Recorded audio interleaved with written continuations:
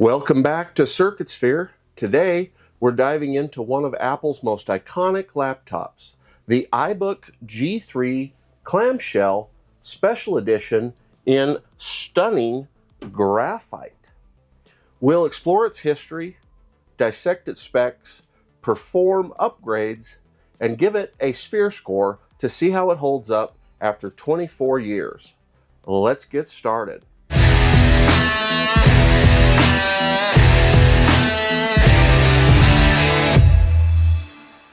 If you're new to CircuitSphere, I explore all kinds of tech, new, old, and everything in between. So be sure to subscribe and hit the bell. And if you really want to support the channel, consider choosing one of my 3 membership options by clicking the link in the description below. To truly appreciate the iBook G3 Clamshell, we need to step back to 1999. Apple had just launched the iMac G3 the previous year, revolutionizing desktops with bold colors, a user-friendly design, and a focus on the internet age. Building on that momentum, Apple introduced the iBook as a consumer-friendly, portable companion to the iMac. Steve Jobs himself unveiled it at Macworld in July of 1999, proudly calling it the iMac to go. At its debut, the iBook was unlike anything else on the market. Its clamshell design, available in vibrant colors like tangerine and blueberry, was eye-catching. But it wasn't just about looks. The iBook was built to be durable, portable, and most importantly, affordable for everyday users. It was also the first laptop with built-in Wi-Fi, thanks to Apple's Airport technology. This wasn't just a new laptop, it was a bold leap into the wireless future. Fast forward to February 2000, and Apple upped the ante with the release of the iBook Special Edition. Available in a sleek graphite color, this model wasn't just a style upgrade, it packed more power under the hood. It came with a faster 466 MHz PowerPC G3 processor, more storage options, and a slightly higher price tag. The SE was aimed at users who wanted a more refined, professional look and the performance to match, while still retaining the playful spirit of the clamshell design. The graphite iBook Special Edition stood out as more sophisticated sibling of the original iBook lineup, blending functionality with flair. It was durable, portable, and iconic, a true representation of Apple's innovation during the late 90s and early 2000s. The iBook G3 Clamshell wasn't just a laptop, it was a statement. And this graphite special edition, it remains one of those most unique and memorable laptops Apple ever created. What I have here is a graphite special edition iBook, a beauty from the year 2000. Powering this clamshell wonder is a 466 MHz PowerPC G3 processor. It's a solid chip for its time. For memory, this iBook boasts 320 megabytes of DDR memory, made up of the 64 megabyte on board and an added 256 megabyte SODIMM. Now, here's an interesting twist.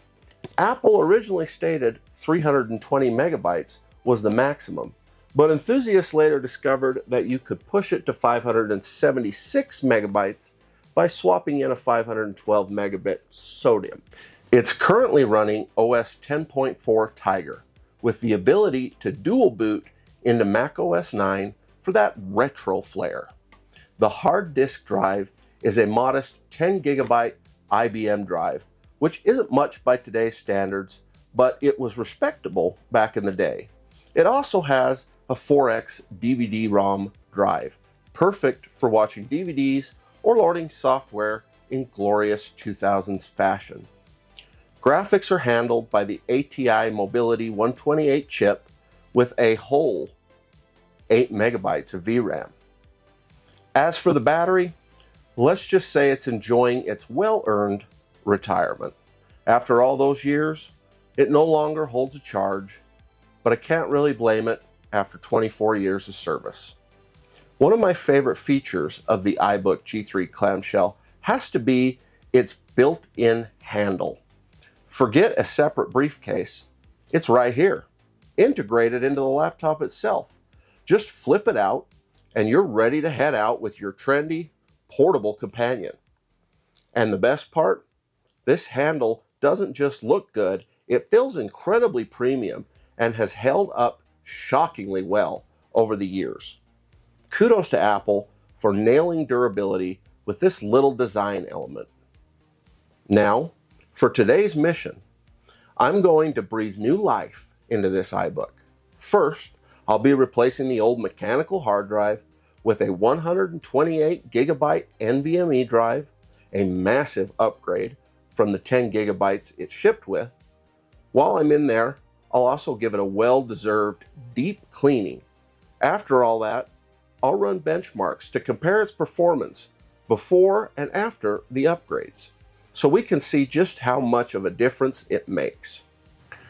To start the teardown, I'll need my iFixit toolkit and iFixit magnetic mat to hold all the screws.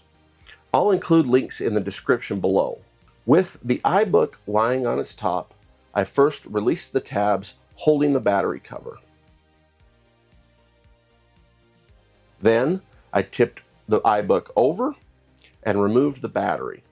Next, there are 6 screws on the back that need to be taken out. Once those are removed, I flipped the iBook back over and opened the lid. At the top of the keyboard, there are 2 sliding tabs that secure it in place.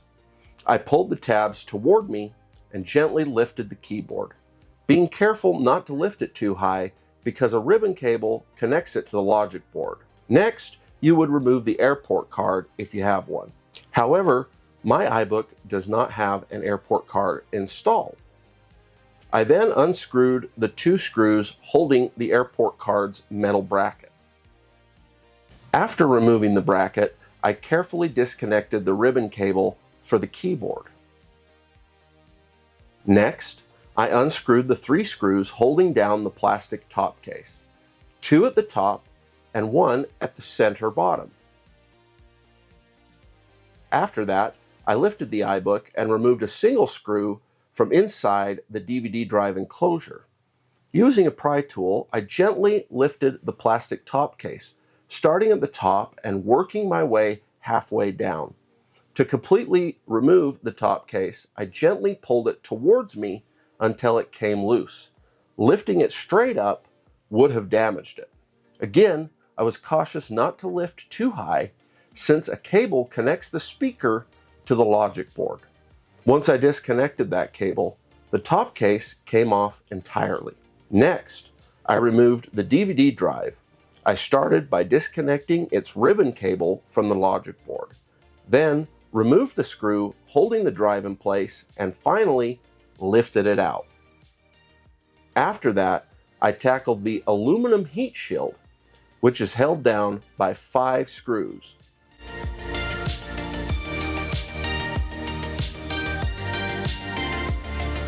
Once the shield was off, I removed another screw holding the modem in place. The modem was lifted straight out after detaching its cable. Now it was time to disconnect the LCD. I started by removing the 2 cables connecting the LCD to the logic board, one on the right side and one on the left. Then I removed the 5 screws securing the LCD to the computer. 2 larger screws, one on each hinge, and 3 smaller ones in the center holding the plastic cover. With that done, the LCD was loose and I gently lifted it off the iBook. Next, I unscrewed the 2 screws holding the telephone jack in place and lifted it out. Then I removed the screws securing the metal shield over the logic board.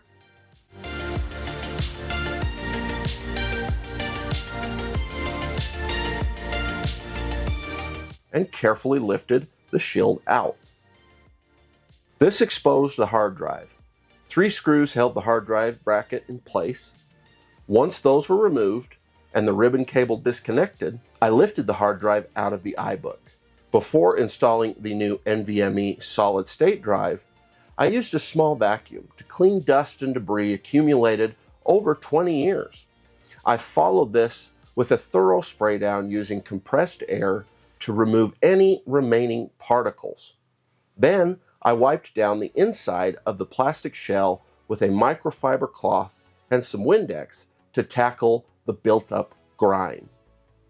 With everything cleaned, I attached the ribbon cable to the new drive, secured it with the hard drive bracket, and reinstalled it into the computer. As I reassembled the iBook, I cleaned each component as I went along. When it came time to clean the keyboard, it was quite a challenge. I started with a toothbrush soaked in 99% isopropyl alcohol, scrubbing between the keys. Then I used Q-tips for a thorough clean between each key. Finally, I wiped down the keyboard with a microfiber cloth sprayed with Windex and finished it by spraying it with compressed air to remove any remaining debris.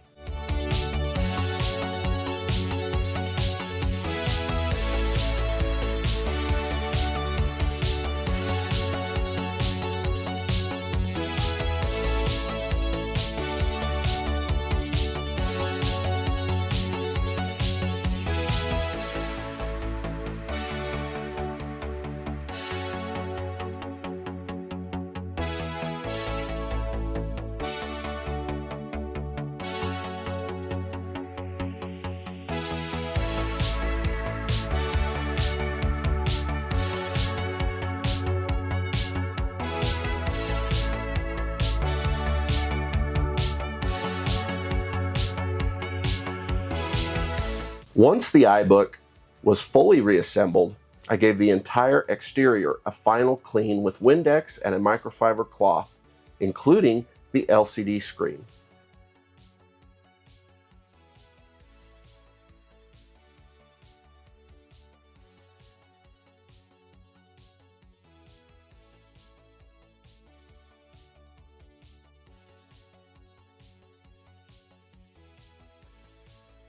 Now that the new hard drive is installed, the iBook is reassembled, and everything is clean, I can proceed with installing OS 9 and OS 10.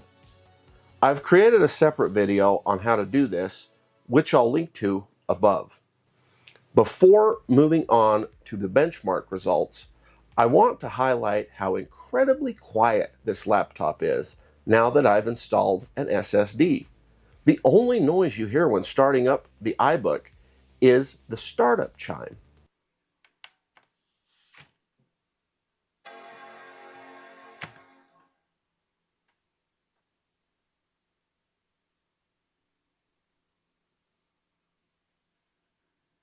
It's pretty amazing, especially considering the age of this machine. I ran benchmark tests on both OS 10 and OS 9, but in this video, I'll focus solely on the OS 9 results, since the OS 10 results were less impressive. This iBook truly performs best on OS 9. If you're interested, there's a link in the description where you can view all the benchmark results and SphereScores for every computer I've tested. Let's dive into the benchmarks for the Apple iBook G3 Clamshell Special Edition, starting with the Macbench 5 results. The processor test delivered a score of 770. This is a fairly average score, considering this iBook was released in 2000 and aligns closely with late 90s Pro Power Mac machines. That makes sense though, since this iBook was designed for everyday consumers, not heavy pro users. Moving on to the floating point test, the iBook scored 1,570. This score is influenced mainly by the processor and the amount of RAM, placing the iBook right in line with other Macs from 2000. One area where this iBook shines is disk performance.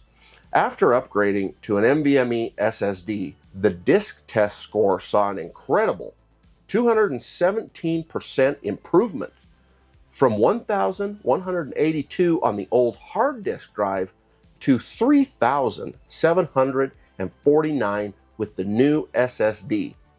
The graphics test scored 2,532, which is another average result.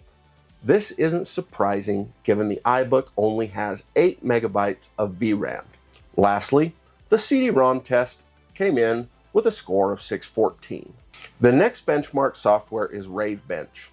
Ravebench is a benchmarking tool designed for Mac OS 9 used to test the graphical capabilities of systems utilizing Apple's Rave Graphics API. It evaluates performance across 4 categories: triangles, mesh, movement, and intersections. First, triangles. This score measures how well the system handles rendering individual triangles, the foundation of all 3D graphics. The iBook scored 11,320, equipped with a 466 MHz PowerPC G3 processor and the ATI Rage Mobility 128 GPU with 8 megabytes of VRAM. This result demonstrates its ability to handle simple 3D tasks with ease. Back in the day, this meant it could run games like Quake 2 or SimCity 3000 reasonably well.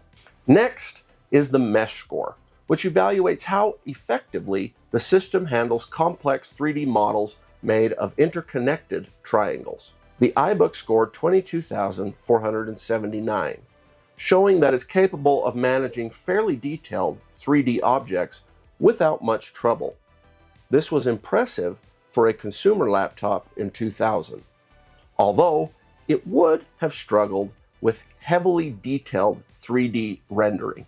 The movement test scored 5,319, assessing how well the iBook processes object motion in 3D space, including tasks like rotation and scaling. While the Rage Mobility 128 was an upgrade from earlier GPUs, this score suggests that animations were smooth for simpler applications, but likely stuttered under more demanding scenarios. Lastly, the intersections test scored 7,847, measuring how well the iBook handles overlapping objects and depth calculations. While not groundbreaking, this score confirms that the iBook could render basic 3D scenes accurately, making it more than sufficient for casual 3D games and educational software of its era. Let's take a quick moment to see how the iBook G3 Clamshell Special Edition compares to other classic Macs.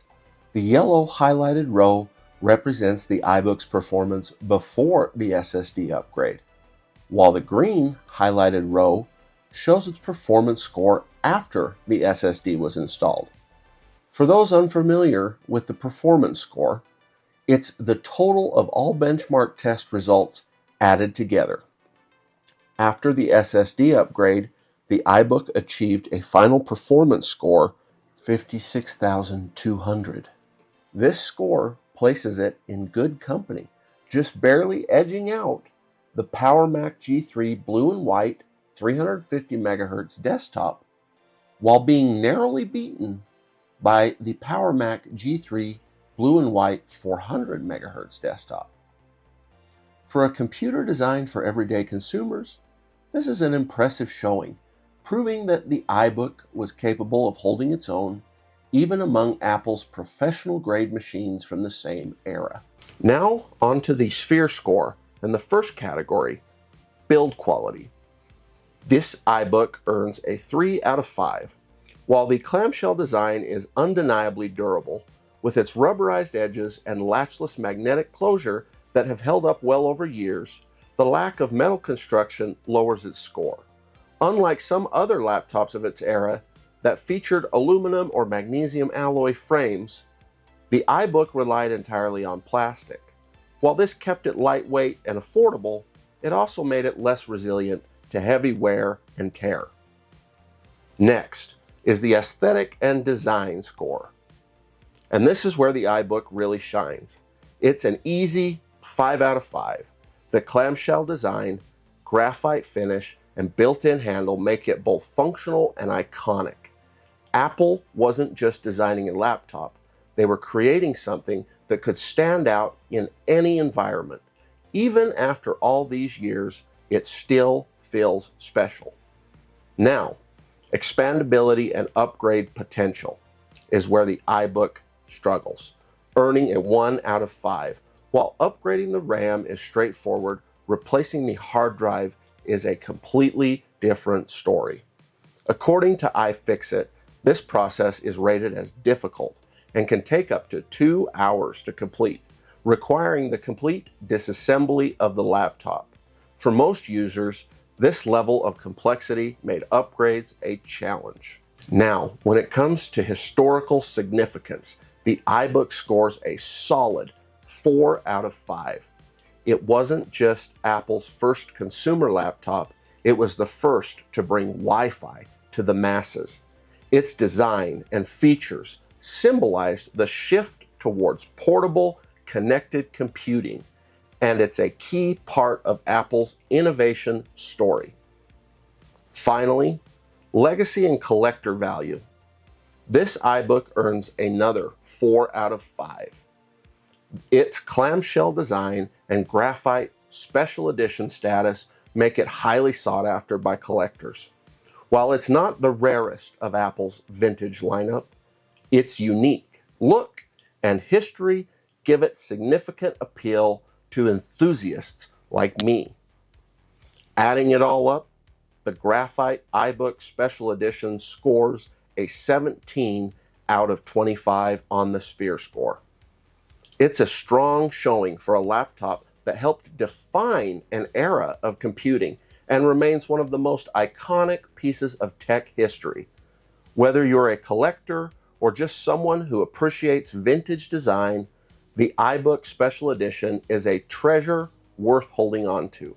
And there you have it, the graphite iBook G3 Clamshell Special Edition. From its revolutionary design and built-in handle to its groundbreaking role in portable computing, this laptop is truly a piece of tech history. It's not just a machine, it's a testament to Apple's willingness to take risks and redefine what a consumer laptop could be. Thank you for watching. If you're as fascinated by retro tech as I am, don't forget to hit the like button, subscribe to the channel, and click the bell icon so you don't miss future videos. I'd love to hear your thoughts. Do you have any memories of using an iBook G3? Or do you own one yourself? Drop a comment below. I read every single one of them and always make sure to respond. I'll see you next time, right here on CircuitSphere, where vintage tech meets modern passion. Until then, stay curious and keep exploring.